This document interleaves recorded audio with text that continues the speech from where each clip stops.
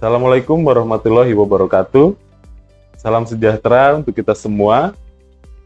Kembali bertemu dengan saya pada mata kuliah pemanenan hasil hutan, dan hari ini kita akan belajar mengenai waktu kerja dan produktivitas kerja kegiatan pemanenan kayu.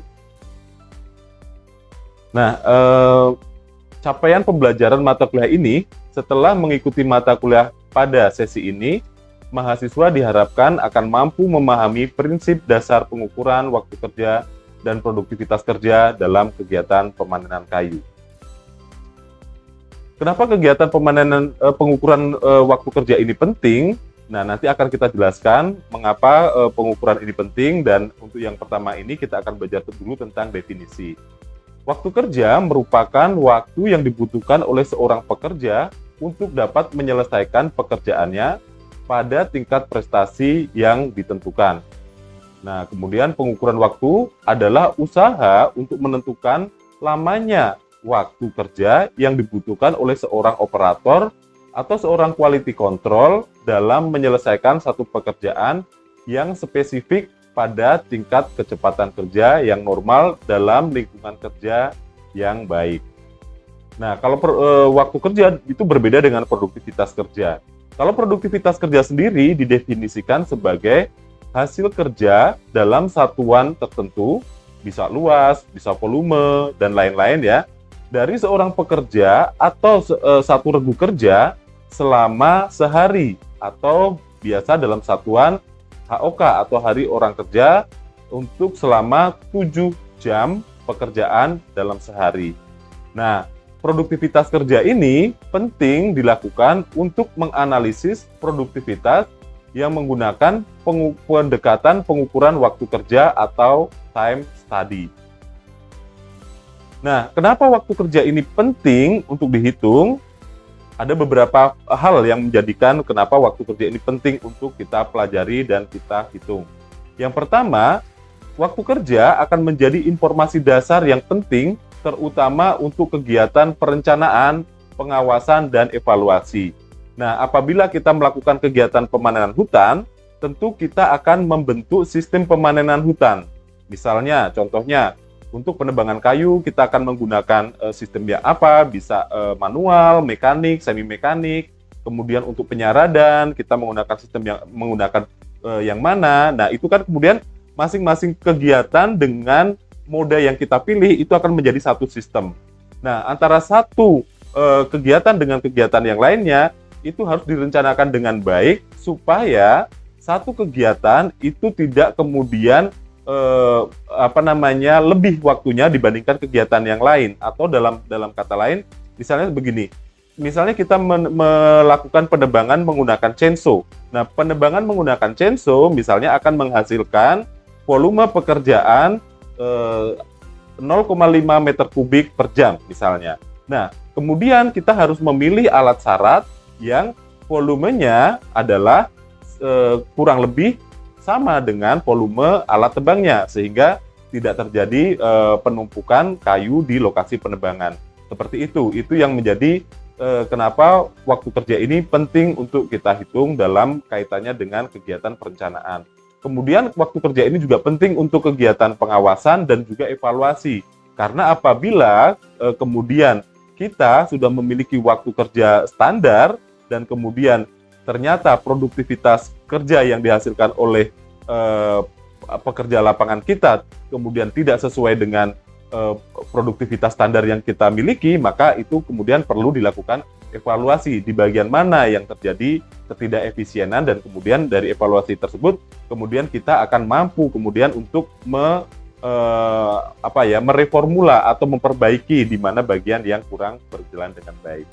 Yang kedua, menghitung waktu kerja ini penting untuk menentukan perhitungan upah, terutama ini upah yang terkait dengan pekerjaan borongan, yaitu pekerjaan yang di dalam hal ini dibayar berdasarkan volume pekerjaannya. Nah, yang ketiga adalah pentingnya menghitung waktu kerja ini adalah untuk rasionalisasi produksi. Misalnya untuk peningkatan organisasi dan perencanaan kerja, untuk pengawasan, dan untuk pengambilan tindak lanjut, peningkatan dan perbandingan metode kerja, serta peningkatan dan perbandingan peralatan dan mesin-mesin yang digunakan, serta untuk menyusun data kinerja dan perhitungan biaya yang diperlukan dalam kegiatan pemanenan hasil hutan. Nah, kegunaan penetapan waktu kerja ini ada 5 kegunaan pokok penetapan waktu kerja. Yang pertama adalah memberi keterangan mengenai dasar perencanaan dan pembagian waktu produksi. Kemudian yang kedua adalah memberi keterangan sebagai dasar taksiran untuk menawarkan harga serta janji penyampaian barang. Nah, ini penting karena seorang vendor atau penyedia layanan, penyedia barang kehutanan seperti kayu itu kan memiliki relasi dengan buyer, dan buyer biasanya membutuhkan estimasi waktu untuk barang itu sampai kepada mereka karena mereka juga akan melakukan kegiatan bisnis.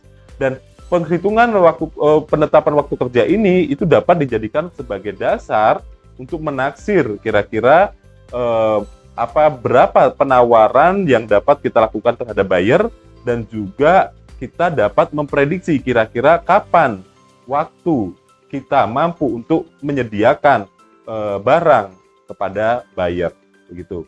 Kemudian yang ketiga adalah menetapkan standar penggunaan mesin serta prestasi kerja. Jadi seperti yang saya jelaskan lebih awal tadi, bahwa perhitungan waktu kerja itu dapat menjadi dasar untuk kita sebagai pengambil kebijakan dalam menetapkan standar penggunaan mesin serta prestasi kerjanya, sehingga nanti di antara mesin-mesin yang kita gunakan itu satu sama lain saling bersinergi dan tidak ada bagian yang bekerja lebih cepat dari bagian lain, sehingga sinergi tersebut akan menghasilkan ritme yang baik untuk menghasilkan barang dan jasa.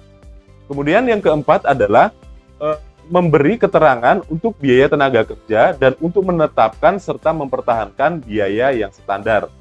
Jadi seperti itu ya. Jadi kalau kita sudah mengetahui waktu kerjanya, kemudian kita juga dapat melakukan perhitungan berapa biaya tenaga kerja, dan juga penetapan waktu kerja dapat digunakan untuk menetapkan dan mempertahankan biaya standar dalam pengelolaan hutan. Dan yang terakhir, kegunaan penetapan waktu kerja ini adalah untuk mengetahui produktivitas kerja dengan cara menghitung waktu yang digunakan pada setiap elemen kerja, sehingga diperoleh waktu total dan dibandingkan dengan keluaran berapa volume kayu yang akan dihasilkan. Nah, ini kan penting sekali ya, untuk mengetahui produktivitas kerja, diperoleh waktu total, dan kemudian waktu total ini akan dibandingkan dengan berapa volume yang dihasilkan selama periode waktu tertentu. Dan ini adalah penting untuk menganalisa keuangan, menganalisa cost di dalam produksi hasil hutan kayu ini. Nah, waktu kerja sendiri itu dibagi menjadi 4 bagian. Ya, dibagi menjadi 4 bagian karena di dalam melaksanakan sebuah pekerjaan tentu tidak semua waktu nanti kemudian kita akan gunakan untuk sepenuhnya 100% bekerja, begitu ya. Jadi akan dibagi menjadi 4. Yang pertama adalah waktu murni. Apa itu waktu murni? Waktu murni adalah waktu di mana dilaksanakan semua pekerjaan pokok. Seperti kalau misalnya di dalam kegiatan penebangan hutan, itu ada kegiatan pembuatan taki, kemudian waktu pembuatan waktu pembuatan taki rebah, waktu pembuatan taki balas, kemudian waktu yang dibutuhkan untuk melakukan pengeratan kayu. Nah, itu adalah waktu murni. Jadi total waktu yang betul-betul digunakan atau diperlukan untuk melaksanakan semua pekerjaan pokok. Nah, itu disebut sebagai waktu murni. Nah, yang kedua adalah waktu umum. Nah, waktu umum apa itu? Waktu umum adalah waktu kerja yang umumnya dibutuhkan untuk kegiatan yang tidak mempunyai hubungan langsung dengan pekerjaan pokok. Nah, seorang operator, misalnya operator chainsaw, di lapangan itu kan tidak selamanya dia akan memegang chainsaw dan kemudian akan mengerat pohon atau mengerat log begitu. Nah, kadangkala si operator chainsaw ini dia juga membutuhkan waktu, misalnya untuk berdiri sebentar, untuk meluruskan punggung, karena kan bekerja dalam posisi membungkuk tentu akan menimbulkan kepenatan. Nah, waktu yang digunakan untuk mempelajari ini itu disebut sebagai waktu berhenti. Nah, kemudian selain waktu berhenti, itu juga ada dalam waktu umum ini disebut sebagai waktu hilang. Apa itu waktu hilang? Waktu hilang adalah waktu yang dibutuhkan oleh pekerja di mana dia tidak betul-betul bekerja, dia berhenti. Misalnya kadang-kadang kalau di Indonesia kan ada pekerja yang kemudian dia merokok, kemudian berhenti untuk minum, kemudian dia berhenti untuk membetulkan perlengkapan pekerjaannya, misalnya membetulkan helm yang tidak pas di kepalanya, membetulkan sepatu dan lain-lain, itu adalah disebut sebagai waktu yang hilang. Yang ketiga adalah waktu normal. Apa itu waktu normal? Waktu normal adalah waktu rata-rata yang dibutuhkan operator yang terlatih untuk melakukan suatu pekerjaan dalam kondisi kerja biasa dan bekerja dalam kecepatan normal. Nah, jadi itu ya waktu normal. Jadi waktu yang dibutuhkan oleh seorang operator yang sudah terlatih, ya, seorang operator yang sudah memiliki pengalaman dan sudah memiliki skill yang standar untuk melakukan sebuah pekerjaan dalam kondisi kerja yang biasa dan bekerja dalam kecepatan yang normal. Nah, waktu normal ini itu tidak memperhitungkan atau tidak termasuk waktu longgar, yaitu waktu yang digunakan untuk kebutuhan pribadi.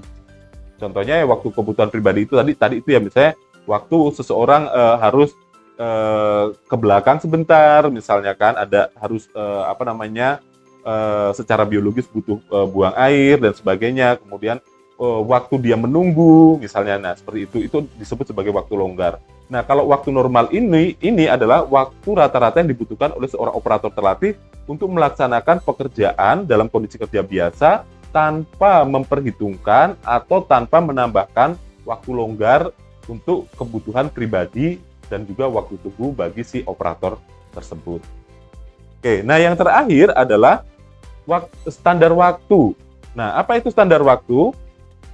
Kalau tadi waktu normal dia tidak memperhitungkan kebutuhan pribadi dari si operator atau si pelaksana pekerjaan, kalau standar waktu ini adalah waktu untuk menyelesaikan suatu pekerjaan yang sudah ditambahkan terhadap berbagai kelonggaran waktu tadi, gitu ya. Jadi kelonggaran waktu itu ya seperti tadi, misalnya operator istirahat, melakukan kegiatan yang memang dibutuhkan sebagai seorang manusia, tetapi memang tidak berkaitan dengan pekerjaan yang harus dia laksanakan, gitu kan. Nah, itu disebut sebagai waktu kelonggaran ya, terhadap waktu kelonggaran.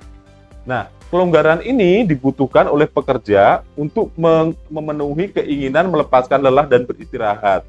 Seperti saya berikan contoh tadi ya, seorang pekerja penebang kayu, pada umumnya taki rebah dan taki balas itu kan dibuat lebih rendah daripada posisi berdiri seseorang, gitu kan. Posisi berdiri seseorang itu pada setinggi dada itu rata-rata memiliki ketinggian sekitar 130 cm. Sementara posisi pembuatan taki rebah itu diusahakan serendah mungkin sehingga akan menghasilkan efisiensi kayu yang tinggi, sehingga biasanya hanya 1/10 dari diameter pohon yang ditebang. Sehingga dengan standar tersebut posisi penebang harus merunduk. Nah, dengan posisi tersebut, maka si penebang ini akan mengalami kepenatan atau kelelahan, dan setiap durasi beberapa waktu dia memerlukan untuk berdiri tegak dan kemudian merentangkan badannya supaya untuk melepaskan kepenatan dan kelelahan tersebut. Nah, jadi dari berbagai waktu ini kemudian kita akan menyusun standar waktu yang dibutuhkan untuk melakukan satu kegiatan di dalam satu pengusahaan penebangan hutan, dan berdasarkan waktu tersebut kemudian perencanaan, penentuan alat dan lain-lain itu dapat kita putuskan dengan data dasar dari perhitungan waktu kerja. Demikian yang dapat saya sampaikan pada kuliah pada hari ini, dan mungkin kalau ada hal-hal yang kurang jelas atau kurang clear atau butuh ditambahkan dalam penjelasan saya, silakan nanti Anda bisa mengusulkan atau menanyakannya pada menu diskusi di Siakadu kita, atau Anda juga boleh menghubungi saya melalui WA atau WA Group yang sudah disediakan untuk mata kuliah ini. Demikian kuliah pada hari ini saya akhiri. Selamat sore. Assalamualaikum warahmatullahi wabarakatuh.